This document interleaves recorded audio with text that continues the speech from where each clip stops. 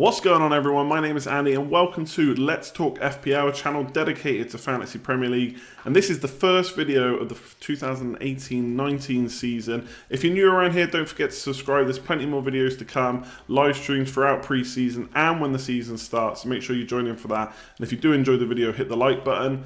Aim of this video is to go through my first draft. Now, I'm not going to lie to you. Of course, I'm a dedicated FPL player like you probably. So this isn't actually my first draft, but it's one that I'm kind of settled on a bit. I've got an idea of structure, kind of players that I want to look at, but there's obviously still lots more to come in pre-season to make the final decision. But I'll go through kind of talking points of why I've got the players I've got and kind of things that I'm considering and changes I'm going to make. So let's just jump straight into it and we'll get straight into the first draft of the season. So this is it, the 50 men that I'm going to definitely not have come game week 1, but I'll certainly have some of them. So we'll just go through them straight away. Goalkeepers, I've got Patricio and Foster. So Wolves and Watford covered there. Then I got Robertson, Daniels, Mendy in defence along with Cedric and Tompkins.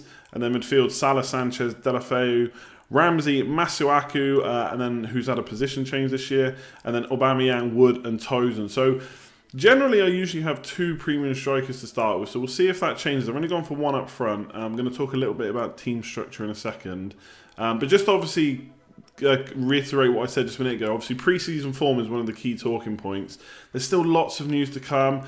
We've got players still at the World Cup, especially Spurs and Man City players. A lot of their players still at the World Cup, so are they going to be selectable for game week 1? What's pre-season form going to be like? Of course, you can't take pre-season form into account for everything. I've captained Victor Moses in game week 1 before because of pre-season form, so it's not the be-all and end-all, but we saw Salah do really well last season. A lot of us got him in game week 1, and we all know what happened there. 303 points. Fantastic season. So a lot of pre-season to come. Injuries, formations, new managers. Today it seems like Conte has been sacked for Chelsea and Sarri's going to come in. Apologies if I've got that pronunciation wrong. And he could change the formation to a 4-3-3, which then means that maybe Alonso's not favoured. Perhaps Emerson plays as the left back. Maybe it means Willian's going to get more starts. Fabregas is going to get more starts. We just don't know. So obviously there's lots of news to come. We'll be tracking that on this channel as the season kind of gets to a start. And then wildcard comes into play. So last year I played it in game week 12. The season before that was 6. And then every other season before that, I've played for 8 seasons already. I think this is my 9th now. I've played it in game week 4 or earlier. Now, I lasted till game week 12 last year. I felt like my team was okay to do that. But this year, because of players possibly coming back late, because of new formations, new managers and stuff like that, I think there's going to be like a viable tactic to use it a bit earlier this season. So maybe you plan for the first few game weeks. A lot of players come back. Lukaku, De Bruyne, Harry Kane, they're still all at the World Cup. You may want them in your team, but you're probably not going to want them in game week 1. So an early wildcard could be a good bet. So that's worth looking at when you're planning your team.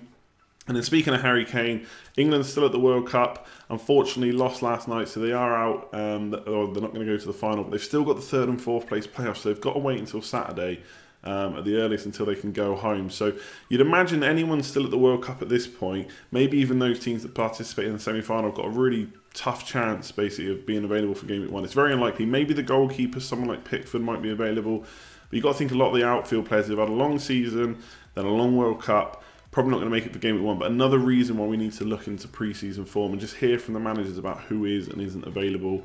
And then premium defenders is something I've got to consider. Generally, and you'll see a lot of tweets about this, and I always say this at the start of the season, lots of people, when they make their first draft, they start looking at 4 and 5 at the back formations. I think one of the key reasons is you can't, at the end of a season, you've got a lot of premium strikers, a lot of premium midfielders, because maybe there's some gems that have come up or you've earned some money over the season so you can afford them. And then obviously everyone gets to game week 1 realises they can't afford that game week 38 team. So where do they think the value lies? In defence. So a lot of people line up with 4 and 5 man defences. I'm not discounting that, but I just know that as we get closer to game week 1, people will stop doing that as much. I probably won't go for a 4 at the back formation. Not saying it's a bad thing, but I'm just trying to line up with a 3 right now because that's probably what I'll go for. But premium defenders, I really want to fit at least 1 in. Last season I checked my team. Didn't start with any premium defenders. My highest priced defender was 5 million. Now I did have a couple of Southampton defenders in that team because they looked like they offer good value.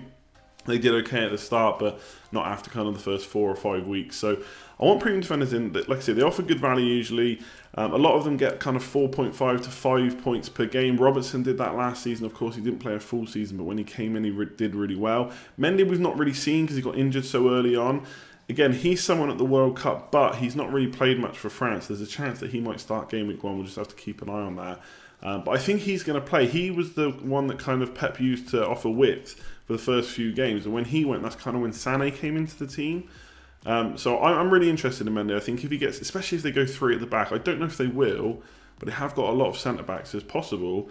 And maybe Mendy will be right up there as a wing-back. And I think he'd be great. And Man City fixtures are so good that I really want to get a few of their players in. I'll come on to kind of attackers in a minute. And then one of my concerns is I've got double Arsenal attack now. They start off really, they got 2 tough fixtures. I think it's Chelsea and Man City in the first 2 fixtures. So obviously that's a tough one. But Aubameyang and Ramsey fully rested, no World Cup. Aubameyang, crazy points per game when he came in last season. I think it was up to like 6.8 or 6.9, only just behind Aguero. It was one of the top scoring attackers last year for points per game, and no reason why he can't carry that on. They have got a new manager, so we don't know how they line up, but you'd assume that Aubameyang will be the main striker. And Ramsey, I think, is a little underpriced. Obviously, he didn't do great last season, for the full season at least. Obviously, got injuries and stuff, not always in the team, but at 7.5 million, Emery's kind of come out and said that he's key to his plans, and we've seen that when Ramsey gets to get into the box, he can score goals, does get assists, and I think for 7.5 million, when budget is tight, obviously, at the start of the season, I think he's a really good pick. Now, going back to the wildcard point, if you're going to wildcard early, then fair enough. You might not want to get in Arsenal players. You might want to dodge the tougher fixtures and then get them in later on. But for me, I don't know if I definitely want to plan for that early wildcard. So I might get them in knowing they've got 2 tougher fixtures but can score in those. And then they've got a good fixture on it. It just means I don't have to transfer them out later. So currently Ramsey and Aubameyang. I think Aubameyang is basically, I'm going to have an 11 million striker. I'm not going to go for Kane because of the reasons I already said, World Cup. So it's between Aubameyang, Aguero, and Lukaku. And Lukaku's had a long World Cup as well, so it's really just Aguero. So right now it's Aubameyang, but that could change. Goalkeeper rotation. So right now I don't think Patricio and Foster rotate too well. I'm going to do a video on goalkeeper rotation because I've not looked fully at it yet. But basically, it's do you get 2 4.5 million goalkeepers and rotate, or do you get 1 goalkeeper set and forget? Now, Fabianski, everyone's looking at. Great keeper, did really well last year, but West Ham have got really awful upcoming fixtures. Starting from game week 1, their fixtures in the initial kind of 6 or 7 aren't great. So I don't really want to go for him unless I can rotate. But I'm also tempted just to get a set and forget keeper. So the Liverpool goalkeepers are only 5 million. Arsenal goalkeepers are only 5 million. Maybe Leno is a good bet.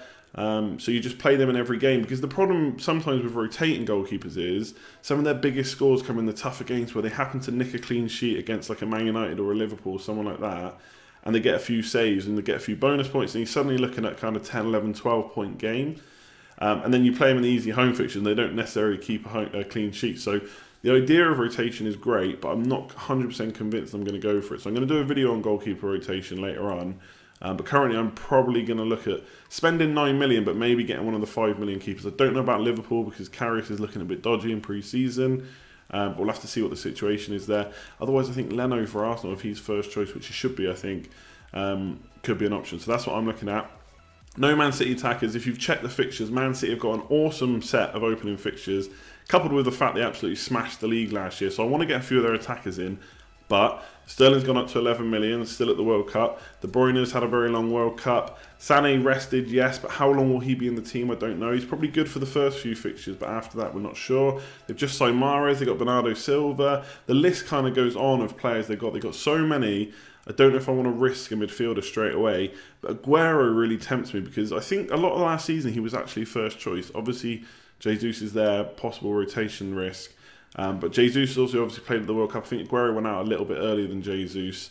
And Aguero didn't play in a lot of the games, whereas Jesus played in all of them. So I think Aguero could be a good go at the start of the season as a Man City attacker to go for. But obviously you've got that concern that he'll get rested as the season goes on. Unless he plays both of them up front. Potentially he plays a 5 at the back with those 2 up front. But with the wealth of talent they got in midfield, I'm just not sure about that. So long story short with them, I really want Man City attackers. I'm just really not sure which ones to get at the moment. But of course, Sané looks like a good option because he's fully rested and didn't go with Germany to the World Cup. And then funds to spread is basically around team structure. You hear a lot about team structure at the start of the season because, you know, I've got Aubameyang in. That then allows me to swap to any striker apart from Harry Kane. I've got Sanchez in. Yes, that might not be a good option, but I can then swap to most midfielders. The funds are there.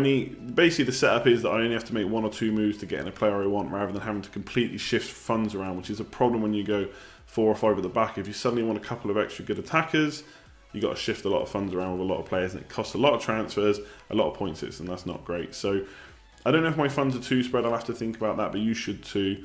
But speaking of Sanchez, again, fully rested, finally had a summer off. He's not had one off for a while. He's had kind of 6 months at Man United now.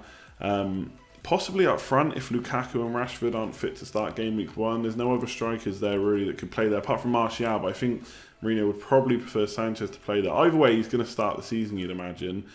Finally had a summer off. Could he get the points? We know he can do it. That might be a bit of a biased pick if you're new to this channel and a Man United fan. But one thing I like to do in game week 1 is have a little bit of fun or a little bit of an out there pick, because I feel like game week 1 is the game week of hope, because we don't really know what's going to happen. Of course, we know that the good players will score points over the course of the season, but it's about getting them at the right time. But someone will do well that we're not expecting. Could that be Sanchez?